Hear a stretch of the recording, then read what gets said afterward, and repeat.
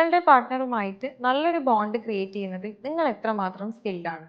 Communication സ്കില്ലാണ് ഇതിൽ വളരെ important ആയിട്ട് വേണ്ടത്.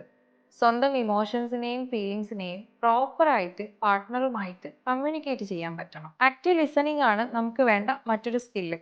ഒരു ലോങ് റിലേഷൻഷിപ്പിനകത്ത് കാലം കഴിയുന്തോറും ഈ ഒരു സ്കില്ല് കുറഞ്ഞു വരുന്നതായിട്ട് കാണാറുണ്ട്. എന്നാൽ ഒരു റിലേഷൻഷിപ്പിന്റെ ബ്യൂട്ടി നിലനിർത്തണമെങ്കിൽ ഈ ഒരു സ്കില്ല് മെച്ചപ്പെടുത്തി എടുക്കേണ്ടത് അത്യാവശ്യമാണ്. മറ്റൊരു സ്കില്ലാണ് എമ്പതി. മറ്റുള്ളവരുടെ പ്രശ്നങ്ങൾ അവരുടെ പേഴ്സ്പെക്റ്റീവിൽ നിന്നുകൊണ്ട് കാണാൻ പറ്റുന്നത് ചെറിയ കാര്യമല്ല.